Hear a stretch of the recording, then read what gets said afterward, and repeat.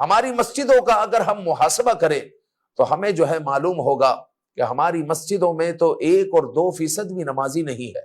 یعنی کسی مسجد کے ارد گرد 10,000 کی آبادی ہے، اگر ہر نماز میں اس مسجد میں اگر 100 آدمی ہوتے ہیں تو مطلب یہ ہے کہ ہر 100 میں سے 1 آدمی نماز پڑھ رہا ہے. اور اگر 200 نمازی ہوتے ہیں تو آپ سمجھ لیں کہ ہر 200 میں سے 2 آدمی، ہر 1000 میں سے 200 آدمی نماز پڑھ رہا ہے، اور ہر 100 میں سے 2 آدمی نماز پڑھ رہے ہیں. اندازہ لگا لیں کہ ہم کس قدر سستی اور کاہلی کا شکار ہوتے جا رہے ہیں. ہمارے آقا صلی اللہ علیہ وسلم نے فرمایا نماز میرے آنکھوں کی ٹھنڈک ہے، نماز میری آنکھوں کی ٹھنڈک ہے.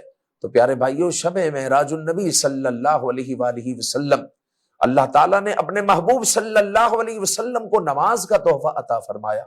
ہمیں چاہیے کہ ہم اپنی مسجدوں میں حاضر ہوں، عورتیں گھروں میں نماز ادا کریں، بلکہ ہمارے آقا صلی اللہ علیہ وسلم نے فرمایا کہ اپنی نمازوں میں سے کچھ نمازیں اپنے گھروں کے لیے بھی رکھو، اپنے گھروں کو قبرستان نہ بناؤ.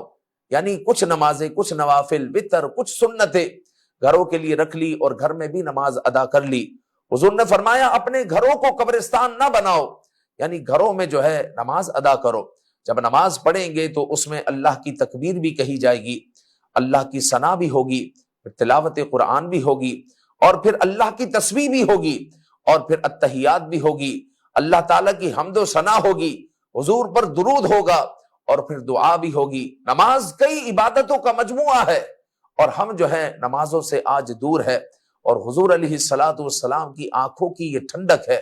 یعنی جب امتی نماز پڑھتا ہے تو آقا دو عالم صلی اللہ علیہ وسلم کی آنکھوں کو وہ گویا کہ ٹھنڈک پہنچا رہا ہے، حضور کو سکون ملتا ہے.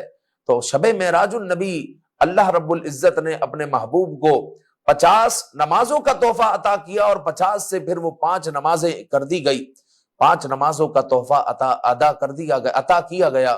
تو ہمیں بھی چاہیے کہ ہم جو ہے شب معراج النبی صلی اللہ علیہ وآلہ وسلم قریب ہے، ہمیں چاہیے کہ ہم جو ہے آقا دو عالم صلی اللہ علیہ وسلم جو معراج سے ہمارے لیے تحفہ لے کر آئے، ہم اس کو جو ہے اپنائیں. اور نماز ہمیں سب سے عزیز ہو، یہاں تک کہ حضور علیہ الصلوۃ والسلام نے جو حدیث قدسی بیان کی مسلم شریف میں ہے، اور اس حدیث قدسی کا خلاصہ یہ ہے کہ حضور علیہ السلام نے فرمایا کہ اللہ رب العزت فرماتا ہے کہ مجھے سب سے زیادہ محبوب ترین جو چیز ہے وہ فرائض سے زیادہ کچھ محبوب نہیں ہے. فرائض میں نماز بھی ہے، اور پھر جو ہے بندہ نفل پڑھ کر وہ جو ہے میرا اتنا قرب حاصل کر لیتا ہے کہ میں اس کی آنکھیں ہو جاتا ہوں جس سے وہ دیکھتا ہے، میں اس کے ہاتھ ہو جاتا ہوں جس سے وہ پکڑتا ہے. اندازہ لگائیے کہ اللہ رب العزت کا اسے کس قدر قرب حاصل ہوتا ہے. تو نماز تو آقا کریم صلی اللہ